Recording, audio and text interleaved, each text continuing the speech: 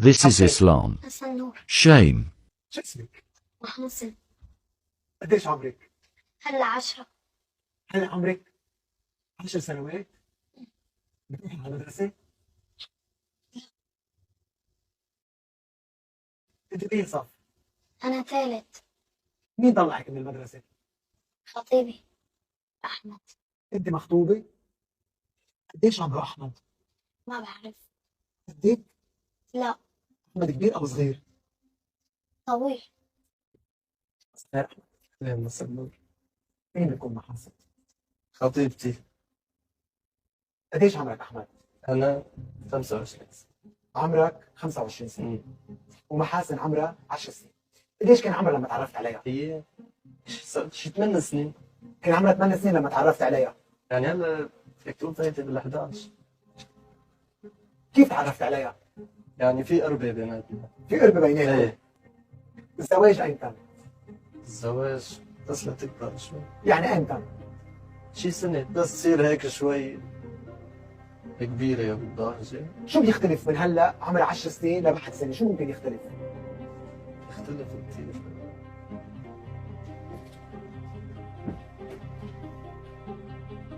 شو لفتك احمد بطفله عمرها 10 سنوات؟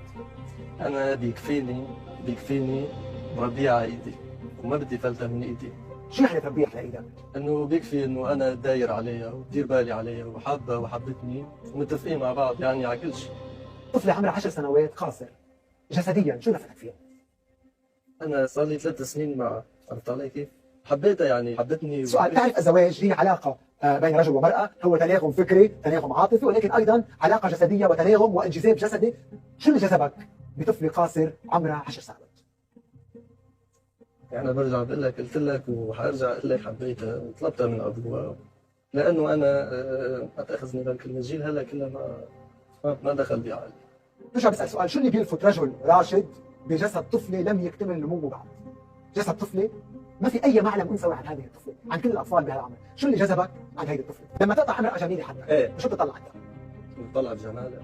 لما تقطع طفلة عمرها 10 سنوات، إيه. شو لفتك بجسد طفلة جسدها ما اكتمل نموه بعد؟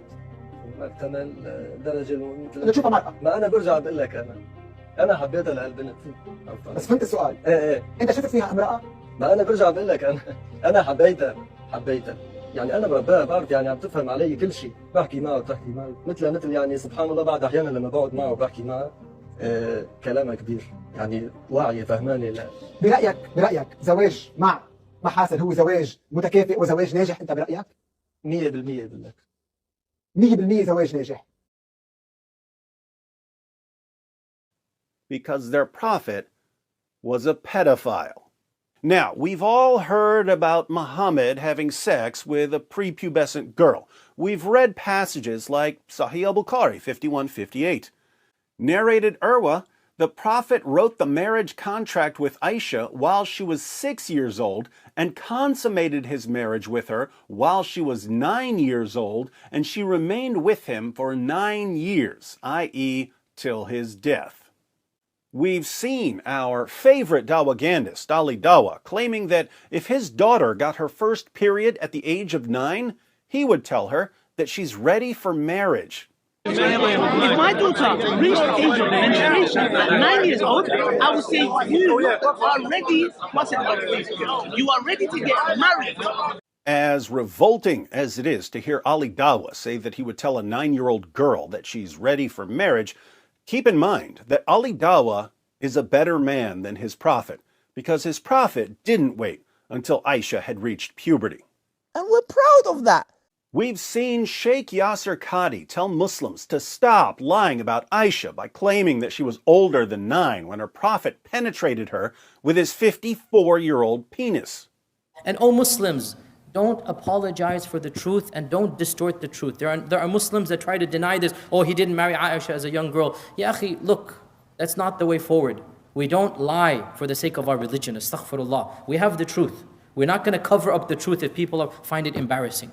This is the reality. Deal with it. Our Prophet ﷺ married a young girl and it was fine for the time. That's right. Don't be ashamed of your prophet. Be proud of the fact that he spread the legs of a prepubescent little girl and forced his penis inside of her. And we're proud of that. As if we didn't already have enough examples of Islam's perverted obsession with little girls, we're about to see Muhammad Hijab admit that the Quran promotes an extreme type of pedophilia. His words, not mine. Yes, I'm talking about the same Muhammad Hijab who sends us messages about golden showers and other disgusting fetishes that he can't stop thinking about. Yes, I'm talking about the same Muhammad Hijab who believes that deep down, non-Muslim women want to be raped by jihadis. This same Muhammad Hijab claims that if all we had to go on was the Quran, we would think that it's perfectly acceptable to have sex with 5-year-old girls. According to Hijab, we only know that men should wait until girls are a bit older because of the hadith. But in the Quran, it's open season on 5-year-olds. If you look just at the Quran, you will get the indication that you can have sexual intercourse with a 5-year-old. If you just read the Quran, it is halal, it would be halal to have sexual intercourse with a 5-year-old. In Surah Al-Talaq, chapter 65, verse 4, Allah subhanahu wa ta'ala tells us who you can divorce and who you cannot divorce.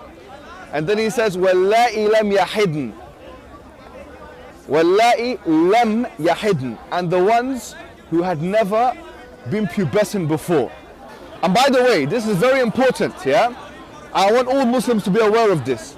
The reason why we don't have sexual intercourse with 5-year-olds and 6-year-olds and 7-year-olds or whatever is not because of puberty. Wait a minute, what did you say? It's not because of puberty, because that verse in the Quran actually says lam yahid. They never had puberty before. You can't go around that.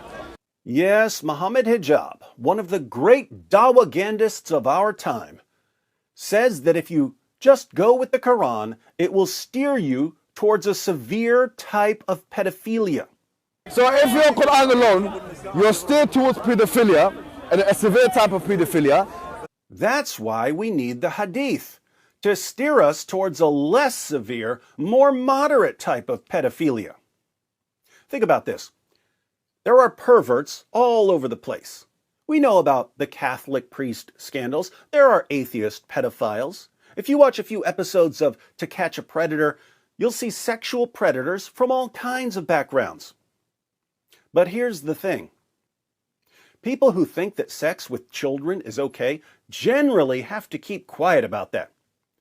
They don't get to go around running their mouths about the joys of pedophilia. If they were to openly promote pedophilia, they would run into some problems.